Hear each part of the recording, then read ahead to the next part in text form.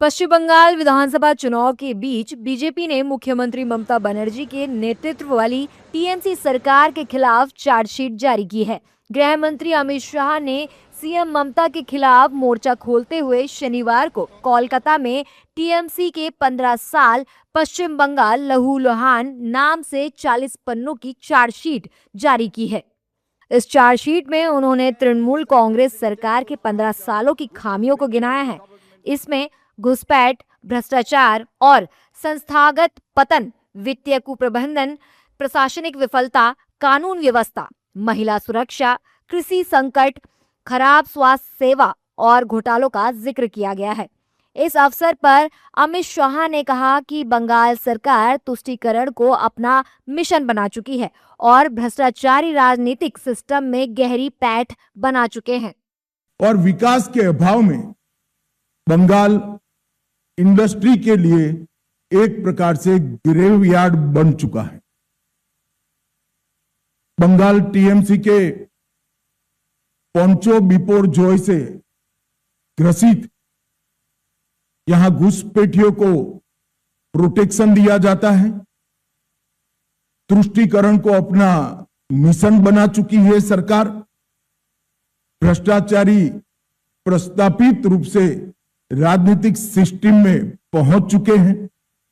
Cut money का collection आम बात हो चुका है और सिंडिकेट पर नो एक्शन ये सरकार का स्वभाव बन चुका है। इस दौरान गृह मंत्री ने सीएम ममता बनर्जी पर जोरदार हमला बोलते हुए उन पर हमेशा विक्टिम कार्ड खेलने का भी आरोप लगाया।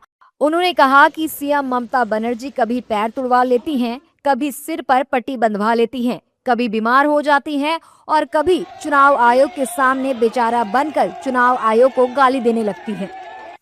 ममता दीदी ने हमेशा विक्टिम कार्ड का पॉलिटिक्स खेला है।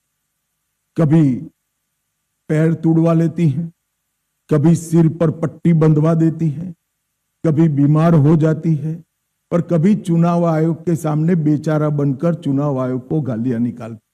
मगर ममता दीदी, मैं आपको बताने आया हूं कि आपकी ये राजनीति को, विक्टिम कार्ड की पॉलिटिक्स को बंगाल की जनता अब बहुत अच्छे तरीके से समझ गई।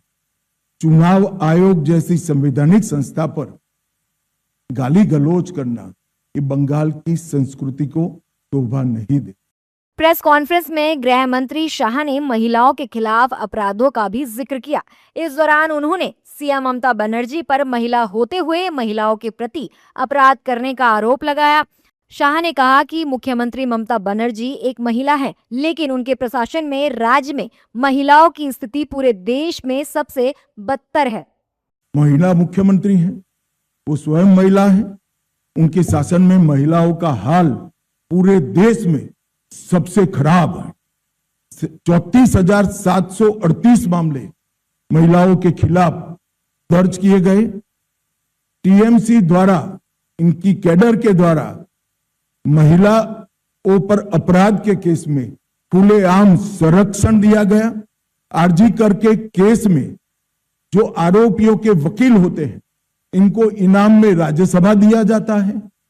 और संदेश खाली में धड़ल्ले से आदिवासी महिलाओं का शोषण हुआ, वो भी तृणमूल कांग्रेस का पदाधिकारी था। कस्बा लॉ कॉलेज के बलात्कार में चुप्पी साध ली गई। पार्क स्ट्रीट बलात्कार को ममता बनर्जी ने घड़ी हुई घटना बताया। हंसकाली पीड़िता के केस में टीएमसी नेता के एक बेटे ने बलात्कार किया तो टीएमसी के नेताओं ने उसके महिला के चरित्र पर ही सवाल उठा दिए। कामदूनी सामूहिक बलात्कार और हत्या के लिए मुख्यमंत्री ने स्वयं महिला जो न्याय की मांग कर रही थी उनको माओवादी बताया। दुर्गापुर मेडिकल छात्रा के सामूहिक बलात्कार में महिलाओं पर सवाल उठा दिए गए कि आप बाहर क्यों जाती हैं।